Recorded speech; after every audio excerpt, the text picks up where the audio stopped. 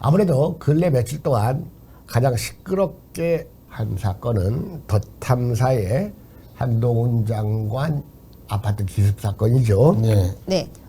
이미 그 한동훈 장관의 이제 이 사는 아파트는 그 도곡동 타워팰리스라고 다 알려져 있었어요. 네. 네. 아무튼 이 그 한동훈 장관의 그 아파트에 이 말 그대로 기습 쳐들어가 가지고 네.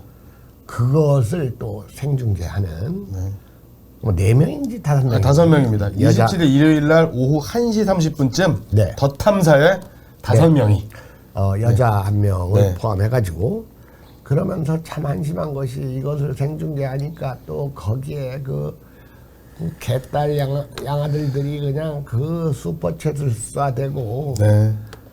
정말 이 세상이 어떻게 되려고 이러는지 이에 대해서 한동훈 장관은 과거에는 이정재, 이마수, 용팔이 같은 정치 깡패들이 정치인이 나서서 하기 어려운 불법을 대행했다 하면서 이 더탐사를 이 정치 깡패와 같은 격으로 이 표현을 규정을 했어요. 네.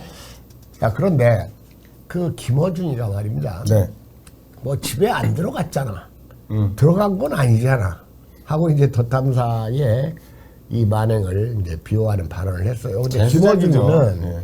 무식하니까 항상 실수를 해요. 그리고 무식하면 좀 알아본 다음에 말을 해야 되는데 너무 함부로 말하잖아요. 지난번 네. 이태원 참사 때도 뭐 예전엔 일방통행을 했는데 하지도 않은 일방통행을 네.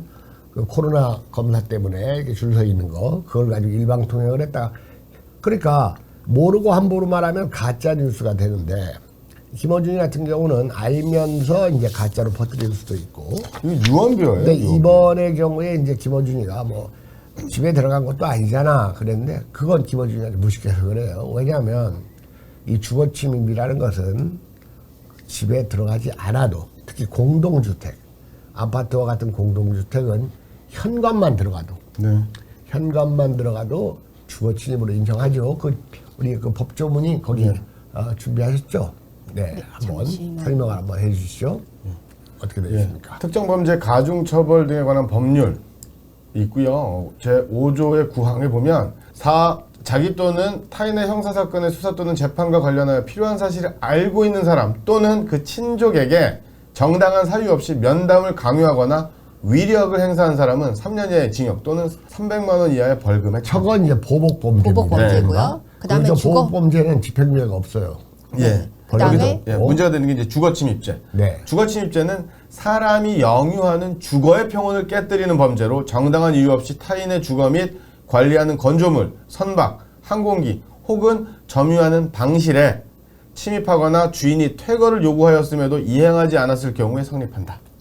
그래서 그런데 주거침 예. 주거침입이 이제 그 공동주택 되게 네. 중요하죠. 여기서 주거 중인 장소는 다가구 주택에 부속된 공동 현관, 계단, 복도, 엘리베이터, 정원, 차고 등도 주거에 해당한다는 대법원의 판례가 있습니다. 네. 그리고 특수 주거 침입죄로 단체 또는 다중의 위력, 그러니까 지금 여기는 5명이 갔잖아요. 다중이죠. 예, 다중이죠. 단체죠. 네. 이렇게 다중을 보이거나 아니면 위험한 물건을 휴대하거나 혼자라도 위험한 물건을 휴대한 경우인데 여기는 이제 다중에 해당이 되는 여기에는 5년 이하의 징역에 처해진다고 합니다. 자, 그러니까 저렇게 됐죠. 이제 그 최고 형량을 받으면 얼마를 받게 되냐면 미국 같은 경우에는 네. 무조건 합산이에요.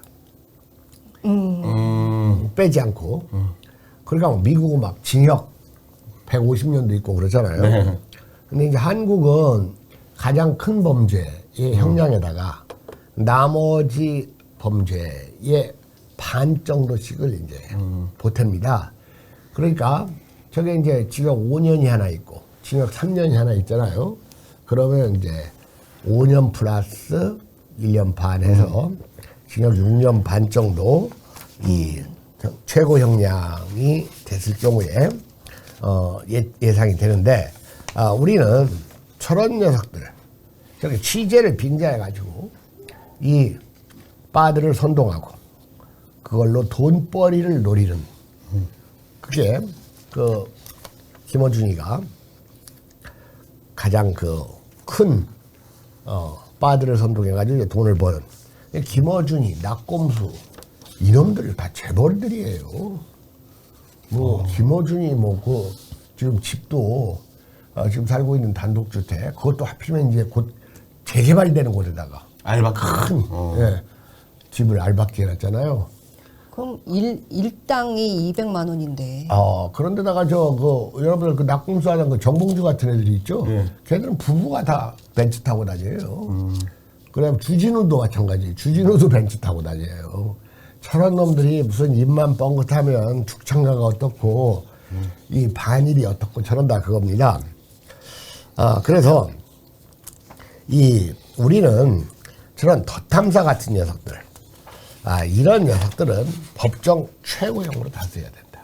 네. 아까 우리가 5.16 이후에 사형당한 정치 깡패들, 그 당시에 이 자유당 정권이 정치 깡패들을 막 많이 부렸잖아요. 특히 이기붕이가.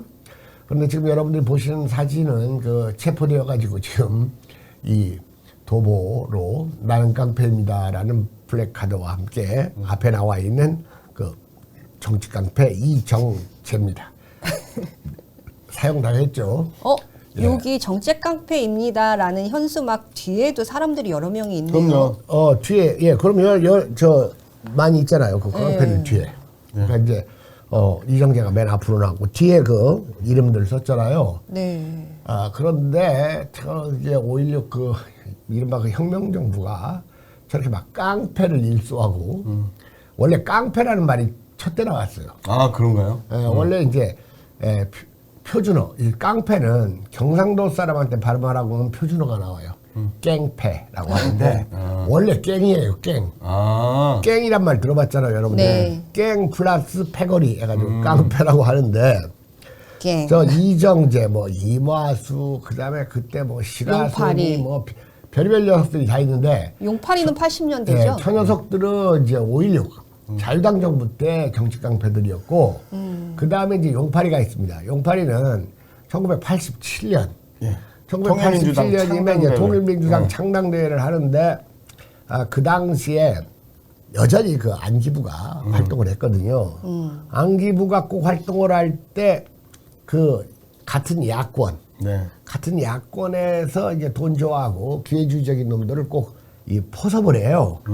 그래서 그 당시 야당 국회의원도 했던 이택돈이하고 이택희 이름이 또 비슷해. 그 두 녀석을 이제 포섭을 해가지고 뿌락치로 만들었죠. 그래가지고 이택돈이 이택희가 저 용팔이. 용팔이 이름은 김용남입니다 원래. 김용남. 네. 용팔이를 써가지고 이제 강목 대회를 해서 통일민주당 창당을 방해했는데 그래서 이제 통일민주당은 약식으로 대회를 치렀어요. 그러니까 제가 시종일관 이준석이 같은 애들은 뿌락치다라고 하는 이유가 분명히 이준석에게는 배우가 있습니다.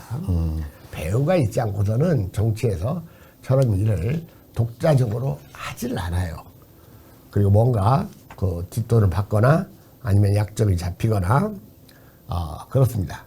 네. 그래서 우리는 덧탐사 같은 저러한 정치 깡패들한테는 법정 최고형을 때려서 응징하는 것이 이게 정상적인 법치국가고 그리고 법치는 민주주의 실현의 기초 전제입니다.